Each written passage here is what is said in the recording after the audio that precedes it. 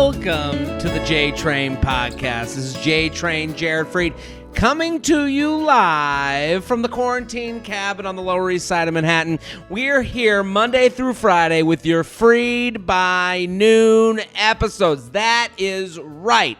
I'm doing these every weekday for your quarantine content pleasure. That's right. Monday, Tuesday, Wednesday, Thursday, Friday. All you got to do is tell a friend, a brother, a sister, a mama, a papa, anyone with ears, we'll take them. I'm so happy to be here with you. And I got to say thank you to you, the listeners. You guys are emailing in every single day. I got more emails than ever. You're telling friends. You're doing it. You're doing it. This agreement is working. You tell a friend. You tag a bitch.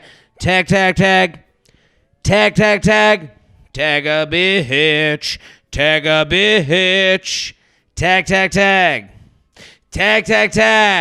Tag them in my post right now.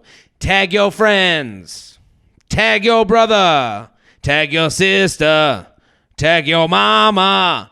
I want you to tag them in the Instagram posts I'm putting up. I'm putting up posts every day, little video snippets, and if it relates to a friend of yours might have come to you with the same issue these people are dealing with here. If that's the case, send them on over. You don't have to deal with them. I've already dealt with them. Keep sending your emails, jtrainpodcast@gmail.com and jtrainpodcast@gmail.com. We're going to do some emails. I got a coronavirus rant of the day. I got a charcuterie chat, and then we're done. That's it, baby. Let's do some emails. Dirty talk. J-Train, thanks for all the content and endless advice from a man's perspective. Here's my question. My boyfriend is great at dirty talk, and I love it. But whenever he wants me to try it, I clam up and just say the same 3 phrases. Do I just need to watch more porn? How do I get out of my insecurities of talking dirty in bed? Thanks, awkward turtle. So this is a great question. I think the key to this, and it's like anything, practice makes perfect. You need to go over the script. You haven't even written the script. You're going on stage with no preparation. So you shouldn't be good at this. It's not like you're working every day being like, titty, clit, rub, ooh, yeah. You're not practicing these things, so you should be bad at it. Let's start at that. Be a little less hard on yourself. You should be bad at dirty talk. There's no class in school. This isn't something you go over with your friends. We're all just supposed to be, it is weird with sex. We just expect ourselves to be good out of the box and to be ready to do these things right away. You shouldn't. This is not a part of your daily routine. This is not. You're not sitting there going, ooh, it feels so good when you rub my sides of my waist, and then you want you to put your hand. Like, I don't even know what the fuck I'm saying. So here's what I would do. I would start, write some notes. I would write some fan fiction. I would go over it. And writing porn, going and watching porn, isn't going to help you because that's someone else's dream. What I would do is, here's what you do. You run a bath, okay? Run a bath. Get in the bath. Light some candles. Dim the lights. And I want you to think of I want you to imagine the best sexual experience of your life, okay? And now go to the notes section of your phone and write down what that experience was. And that's your dirty talk. Because now you're saying all the things that you've imagined and wanted done to you. And now you have a script that you can go over. So then next time, it's not just like, hey, tell me about your titty. Go. That's hard. Next time you've thought about it. Ooh, these are the desires that I had while in the tub. You can call the notes section your tub desires. That's fun. jtrainpodcast@gmail.com. jtrainpodcast@gmail.com. How to tame the beast, a.k.a. a horny male prospect. Dearest J-Train, I'm a 28-year-old girl living in NYC, and I got out of a 2-year relationship just before quarantine started. Last week, I decided to give online dating a shot and downloaded Hinge. I'm a little rusty with speaking to new guys, and I need some advice. Some of these men seem to want to get sexual really fast. Really? I have had guys ask me to come over to their apartments, yes, during quarantine. Like, are you crazy? We're going to get to that later. Others who start the conversation by saying, by commenting on my looks or my body. One guy asked if I would wear a crop top and jeans for him on our first FaceTime date because he thinks that's the sexiest look for a girl. Wow.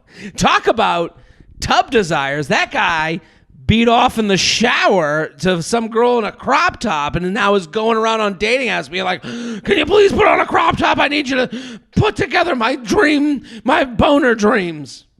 I get that these dudes are pent up in their apartments alone or back home with family and are probably super horny, balls full of cum, to quote you. I'm such a poet. And I don't mind a few flirty text exchanges, but I'm hoping to make a more meaningful connection with someone. How do I stave off these guys' sexual advances without just plain ghosting or sounding like a bitch? Thanks for your help. Love the podcast. Feather. Here's what I'll say to you.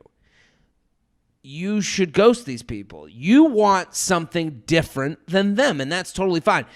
The problem with the dating apps is the numbers. You're meeting more people. So you have more of everything. You have more people that you're accepting. You also have more people that you're turning down. These guys are not giving you... You need to start treating these guys the way they're treating you. And the way they're treating you is as a number. They're saying, hey, if I put on a crop top to enough girls, one of them will come through. And you need to play that same numbers game, but in a obviously way more appropriate way.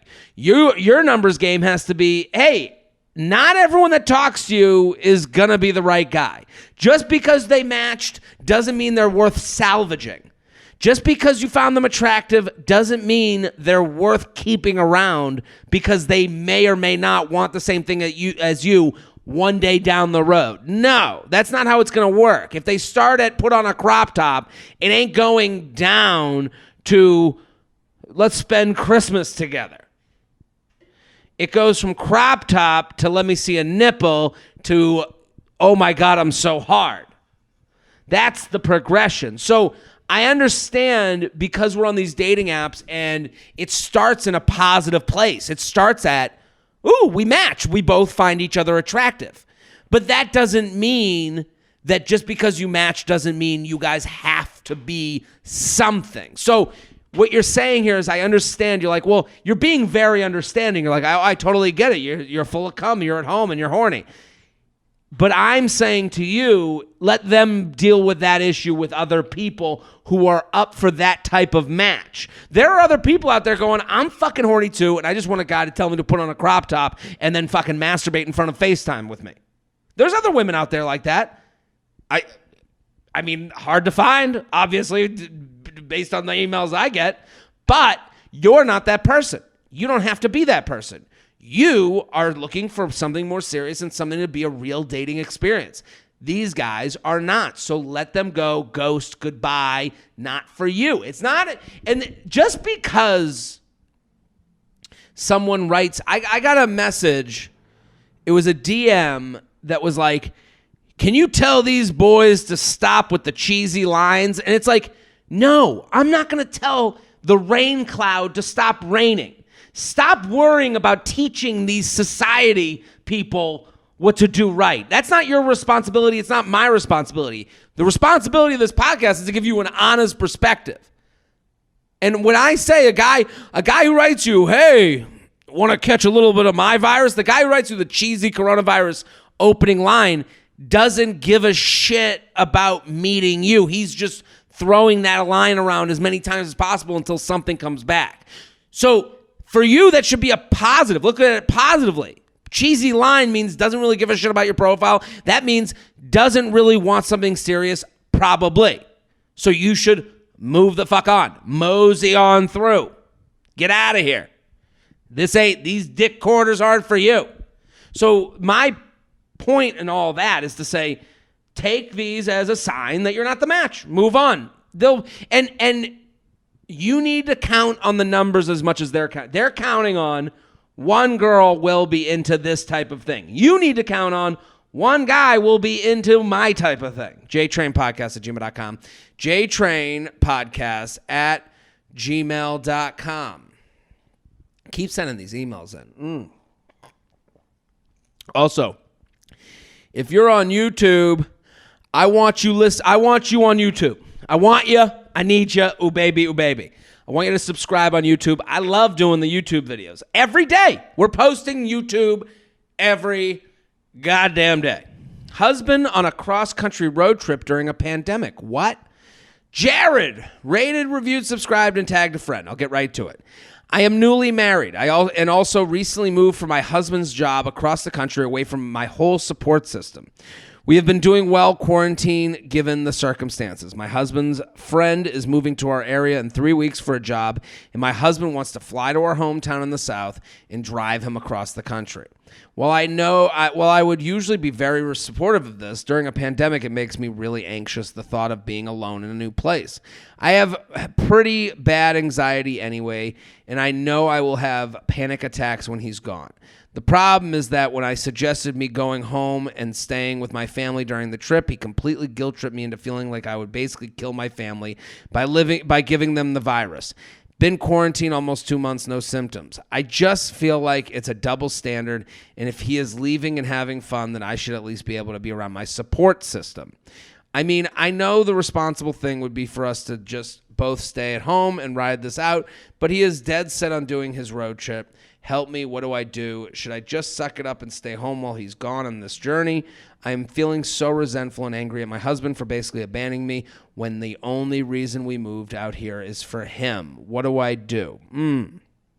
So there's a lot here. It sounds like he's not even debating this trip. Like he is going on the trip, which, okay, that's fine. I think part of the argument's problem is that when I read this, I don't buy, and this is me just reading it, is when you say my husband and his friend is moving to our area in 3 weeks for a job. My husband wants to fly to our hometown in the South and drive him across the country. Well, I would usually be supportive of this. During a pandemic, it makes me really anxious. I think this isn't about the pandemic at all.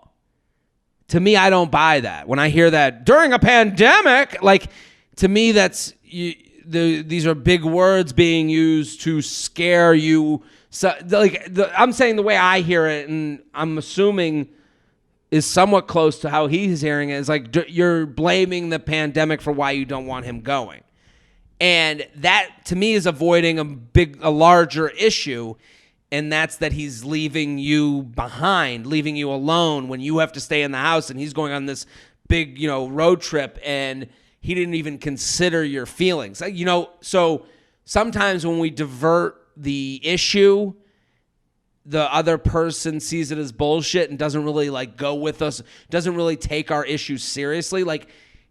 And that because you're afraid to talk to him, to be like, hey, you're going to leave me alone and I have to stay in the house. I think bringing up the pandemic, while you may be right, you live in the land of right. I just can understand why that is, it's denial of what the actual issue is. And the actual issue to me is that he's not even trying to work with you on this. I think relationships are negotiations. I think you both sit at the table and this is him getting up from the table going, take it or leave it, toots, goodbye. So I don't think it's reasonable for him to guilt you when he's going, because there's a lot, and this is, okay. There's a lot of this going on right now, and where everyone is, I don't want to get ahead of ourselves, because this is let's go to the corona. I will say this. I know the responsible thing would be for us to stay, but the thing is, everyone's trying. Everyone's making an effort. You're staying home 2 weeks. You said you stayed home. He's, going to probably wear gloves and do this road trip and go to a gas station and not breathe when he walks inside. I'm sure you guys are all going to try your best. But also, you can go home. I don't understand the reason to make you feel. I would say to you, you need to sit with your husband and have a talk about the relationship and how your side is being listened to. Because at this point, he's not negotiating with you. You need to come to a solution together. Because him saying, well, I have a big trip and you should just stay home, that's not a negotiation. That's you saying, no, that's not what I want. I want to know how you can help me, who you know has anxiety issues, feel better about your trip and being alone and being somewhere new and not where I don't know anybody. And I think you have to go back to him from another angle. jtrainpodcast@gmail.com. jtrainpodcast@gmail.com. Advice. My husband, a lot of married emails. Wow, this is great. My husband and I have been together for 9 years. We have a great relationship, but he has always struggled with depression. This whole pandemic and uncertainty about his job have put him back down in the dumps, understandably so. How do I not take his depression personally? Throughout our relationship, I have struggled with this and thought that I alone am not enough to make him happy. When he says he's down about work, how do I make myself believe that and that it's not on me? It's not me. All I want for him to be happy. I love listening to your podcast and your honest and straightforward advice. It's like learning what men think. Hope you continue to do this after this is all over. I've been doing it. This podcast has been around for like 7 years. But I will say, I can't tell you how to feel. I can't tell you. He's telling you it's not you. I can't say more than he's already said. What I would say to you is offer your help. And, I think also you got to back away. Hey, I'm here to help. I'm here for you. And also, I think the frustrating part of when you're dealing with someone and then the other person makes it about, I think it can become resentful. He could look at you and go, listen, I have to work on these things. I think maybe asking him what the process is that he goes through to feel better. Maybe being a part of that. Hey, so when you do feel down, what are the things you do to feel better? Maybe I can be a part of those things. Maybe I can know when to stay away when you're trying to maybe get in a better headspace. I think when you make it more structured, it's easier. So when you make it like if he was to say hey, I when I get down, I like to go watch a TV show and then I do this. At least when you see him doing those things, to back away and you know that he's going through the process of getting better. When someone says, I just feel bad, when it's the vague, I feel bad, I totally understand where you're like, well, is it me? Did I do something? I think if you understood his process, then it would make you more comfortable knowing that this is something he works on daily. This is something he deals with. Because I know if I felt bad and it wasn't the other person, but then they all of a sudden every 5 minutes are like, is it me? Is it me? Is it me? It would become them. So I think maybe when he's not feeling down, hey, can you tell me what, maybe give me a window into what your process of getting through bad moments is like, because then maybe I can help. And also then I can know this is, because I think with I don't suffer from depression. I'm not, I'm also not an expert. I don't know any of these things, but I know when I'm told I feel bad, I'm insecure. I go, ooh, did I do something where, and then I make it about me because I'm a narcissist just like you are. So if someone says, well, I feel bad, and the way I get through it is I'm going to watch a movie on my own, and then I got to put my headphones on and take a walk, I would go, oh, okay, you're doing the things. It makes it more concrete, and then I go, oh, okay, I understand that there's a process to this that I'm not involved in. jtrainpodcast@gmail.com. JTrain. Why do exes never say happy birthday? Jared. Huge fan of your daily quarantine podcast. My birthday was last week in quarantine, which meant I was on my phone a lot more. I noticed though none of the guys I hooked up with in the past few months and my ex did not text me. That's the saddest sentence I've ever read in my entire life. I'm not doing my birthday. Play some sad music. Let's Shelby, you there? Hold on. My birthday. Let's play some sad music.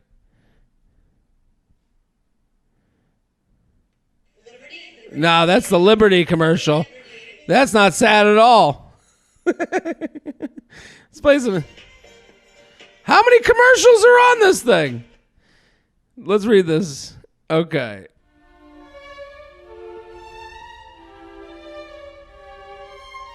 My birthday was last week in quarantine, which meant I was on my phone a lot more. I noticed none of the guys I hooked up with in the past few months, and my ex did not text me. My ex and I broke up 2 months ago, and we were together for 3 years. We haven't talked since the breakup, but was hoping he would reach out for my birthday. I don't want to get back together, but he was my best friend, and I'd be lying if I said I didn't miss him. I know I deserve better, but there's always a little piece of me still holding on. Him not reaching out made me feel like he didn't care, since he definitely knows when my birthday is. His entire family, mom and sisters, even texted me happy birthday, as I was a huge part of their family. Why do you think he didn't text me? Also, any advice on fully getting over an ex in quarantine? I'll say this. This guy is damned if he do, damned if he don't. I would never text an ex on their birthday. Maybe I would. I mean, there's an ex maybe that, out there that would go, well, look at this. Maybe I have. But now looking back, I would never suggest texting an ex on the birthday, because especially when you broke up 2 months ago. It's nice that the family did. Here's what I would say to you. Understand that the best way out of a breakup is to turn off the people that you came away from. Like, you need unsubscribe, unfollow. Like, I even think the mom and sister reaching out to you isn't very nice. I don't think that's very appropriate of them. Yeah, it's your birthday, but I think, like, let's look at it from his perspective. You break up 2 months ago. Now he texts happy birthday. You guys start texting again. And then you guys start getting, nice and having nice conversation. And then you go, well, why would you text me? And it's like, well, I was supposed to text happy birthday, wasn't I? Get it? So there's no in between on this. He texts on your birthday. Now it's seen as him trying to get back with you. You doesn't text. How could he not care? Here's the thing. You're going through a breakup, and so is he. People think that because, and what you see on social media, or when you see no text, you are going the second wave. You're going down the line to go, well, as if he didn't text you on his birthday and he's at a bar celebrating at a speakeasy that opened during the quarantine with a bunch of floozies. Oh, can you believe I used to date that bitch? And it's her birthday. She can go fuck herself. Like, that's not happening. He is going through a mental math of like, oh, should I text? Should I not text? We did break up. I have to respect the space. So respect that. Respect that he's going through a breakup too. The post-breakup maneuvers have nothing to do with you. They have something to do with that person trying to get themselves right too. So like, and you might say, well, he broke up with me, so he must be okay. No. He's just on a different timeline than you. If someone breaks up with you, they probably thought about doing it 2 weeks before you even knew that a breakup was coming. So I think you have to respect that a breakup is a two-way street. You have to respect that he's going through something too and trying to figure out this minefield that none of us can figure out. So when someone doesn't text you, it's not because they don't care. It's because they're trying to get themselves, just like you said, any advice on fully getting over an ex in quarantine? That guy's wondering the same fucking thing as you. We're all 10% away from each other. So he's sitting there going, fuck, any suggestion on, whether I should text or not? And it's like, I don't know. Like, if he had texted, like, even the birthday text would piss you off. What if he texted you, hey, happy birthday, no exclamation point? You'd be like, how could he? We had 3 years. He was my... Also, he wasn't your best friend. Let me just say that right now. Your best friend, this guy wasn't your best friend. People get in relationships and they want to say, like, you're my best friend as quickly as possible so that they, like, create this, like, fucking rom-com, storyline where it's like, we've been looking for each other our whole lives. No. If you guys are not best friends. You weren't best friends. You were two people that really enjoyed each other's companies and learned about one another and learned about yourselves and came out the other side, and now you're single and you're going to be a better person for having that relationship. It wasn't a mistake. It wasn't a problem, but you don't have to make him your best friend to make it a more important relationship so it mattered more. That's why you're doing it. You're going, well, we were best friends for 3 years so that you don't feel like you wasted your time. You didn't waste your time, even if he wasn't your best friend, which he wasn't. You didn't waste your time. You had a good experience. Now you're out of it, and you know your own taste better. What's better than that? Life is for the living. jtrainpodcast@gmail.com. jtrainpodcast@gmail.com. These are some serious questions today. Couple finances during quarantine furlough. J-Train, thanks for all the extra content you're putting out. It's been fantastic having a new podcast to look forward to every day. Thank you. I'm writing in with a question regarding finances during quarantine. I work in the hospitality industry and have been furloughed from my job for the foreseeable future until things go back to normal. My boyfriend, thankfully, still has his job and has been working from home. We have been dating for almost 8 months. Pre-quarantine, we spent about 5 to 6 nights a week together, including weekends. During the first month of quarantine, we were both working from home and worked together at my place or his pretty much every day. We have always been pretty 50-50 when it comes to shared food expenses, like buying groceries that we both will eat, and when we get takeout, we'll take turns paying. However, now that I don't have a job or paycheck coming in, I have started to feel like he should be pitching in a little more when it comes to food, eating out, etc., and I find myself getting a little bit resentful when he doesn't offer to cover meals more often for us, as he is still receiving a steady paycheck and makes way more than I did anyways. I have been pushing more to cook at home rather than getting takeout, and we only do it maybe once a week. Obviously, I know that this is something we should talk about. However, I don't know the best way to approach it. I don't want to come across as stingy or entitled, and of course, I don't expect him to pay for all my expenses as that isn't fair. I guess I would just appreciate if he offered more, knowing my situation, how stressed I am about money right now. What do you think? What is the best way to bring it up? I appreciate all you do. I think your problem is a real problem. I think you need to stop assuming that you're operating as if you two have been married 30 years and you have a joint bank accounts. That's how you're operating. You're going, well, I'm putting less into the pot, so he should know.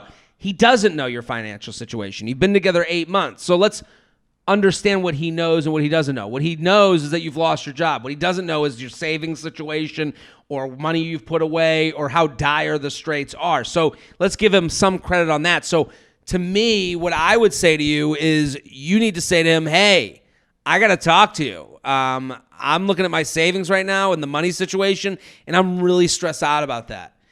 I understand you want to eat out and I understand you want to do other things, but you have to put things in me terms. I can't do that anymore. I have to change my habits because my money is very different right now. So see, when you say it like that, he either goes or he doesn't. He either says, oh my God, shit, yeah, well, let's work through the math together. Then you guys can work on it. Or you say, so I'm going to be cooking more. And I totally understand if you want to do your own thing, if you like to get takeout. And I would hope that my significant other would want to work through this with me. And then that if they don't, that's a different conversation. But right now, when you say, I don't want to come across as stingy or entitled, you're living in the land of vague. It's that you won't. If you say, hey, he knows you lost your job. Hey, I lost my job. I got to rethink how I'm doing my expenses. I love doing dinner with you, but I can't keep doing these dinners. I can't keep doing the takeout. And if you want to do that, that's fine. But I'm gonna have to find different ways to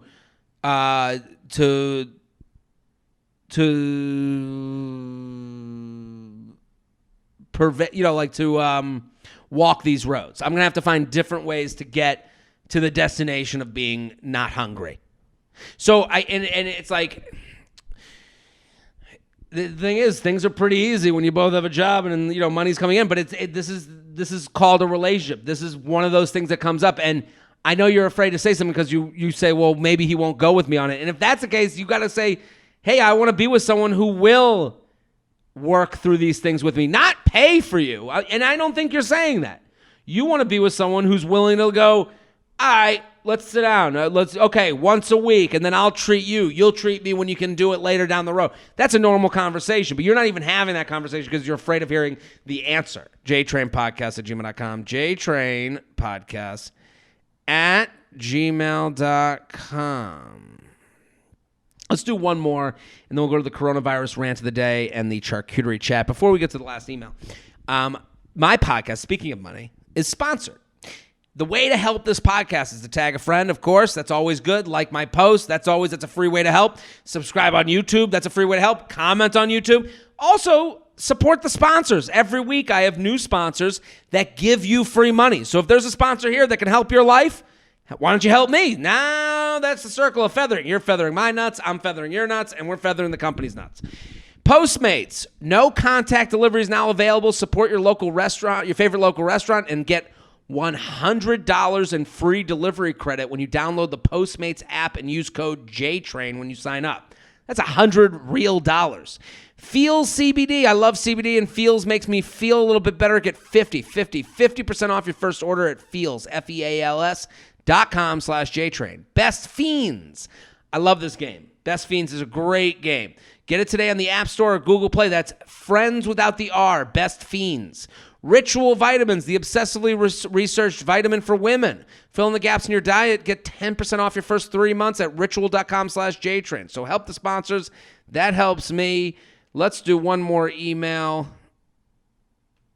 Hi, huge fan. I'm obsessed with you. Saw you live and couldn't stop talking about it. Text the group chat. Everyone knows who you are. So my boyfriend and I are now doing long distance, New York and California. Everything has been going great. FaceTimes multiple times a day, texting all day long. One night while I was scrolling through my phone, I missed his text. He asked, "Would you mind if I got an OnlyFans account? What do you think?" So I'm not trying to sound like, a fucking Mother Teresa type of person. OnlyFans, I think, is when porn stars or models, you can sign up for their account and you pay them in a way that I have Patreon, and they will give you extra content that might be, more. Like, I think nudes. What do you think? I think it's nice that he asked, but don't know what's the right way to respond. If I say no, I don't want him to wish he had it or download behind my back. But if I say yes, I don't want him to spend his whole day paying for girls' private nudes and videos. Yeah, you can get private nudes and videos from women. I'm sure men have OnlyFans accounts too. Side note, we've been together for less than a year. Let me know what you think. I think it's one of those things that's like a child with alcohol, like your teenager with alcohol. Yeah, go try it. Who gives a fuck? You know what I mean? Like, and then they go, "Oh, I guess the bloom is off the rose a little bit."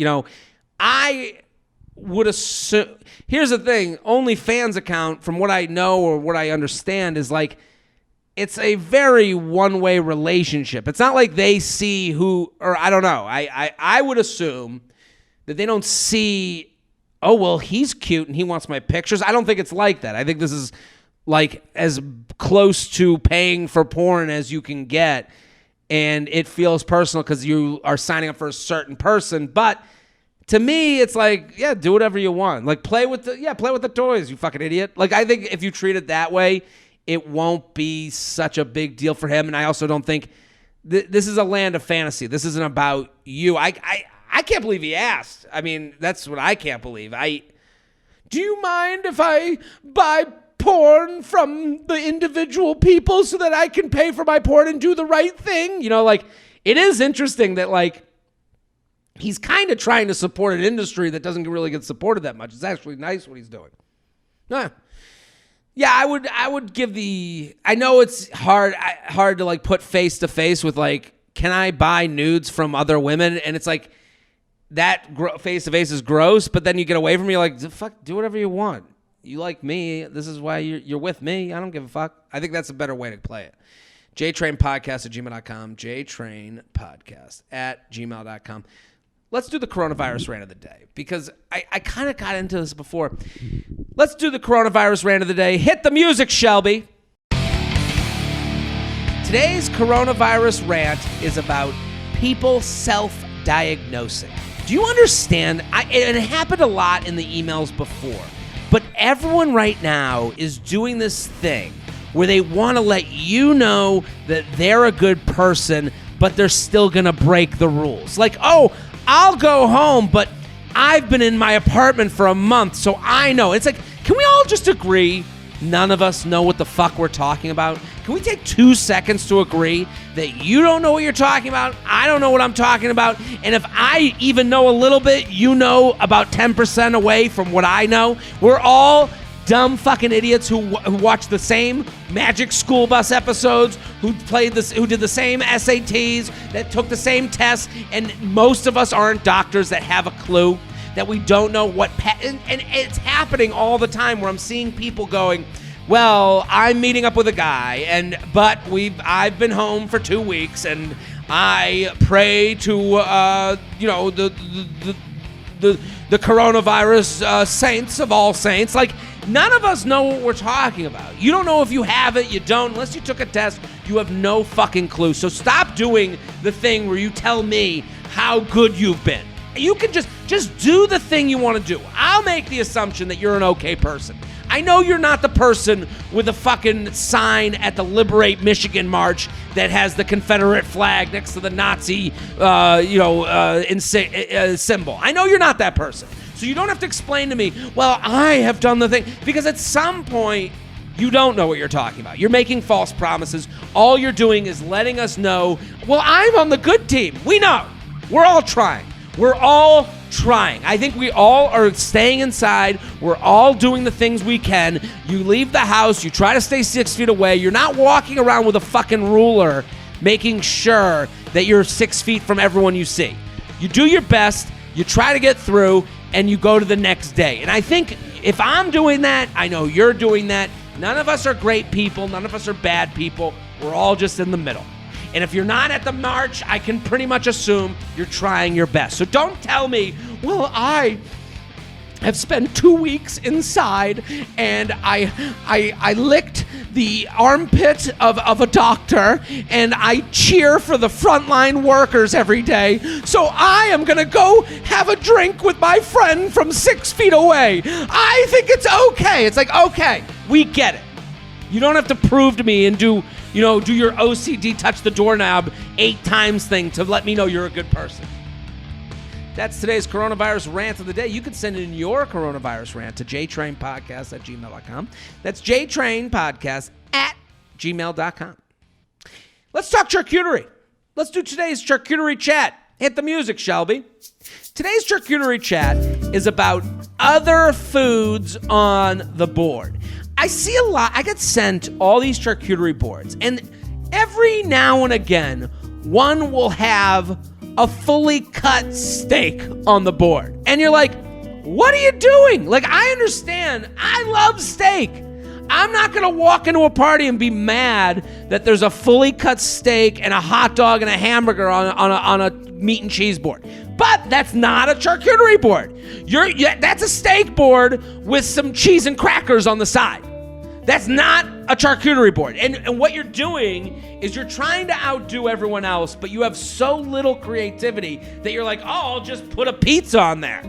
Pizza's good, so I'll throw a pizza on, and then I'll look like a hero. No, you put out a pizza with fucking prosciutto on the side. You made a good pizza with a shitty fucking charcuterie board. That's what you did.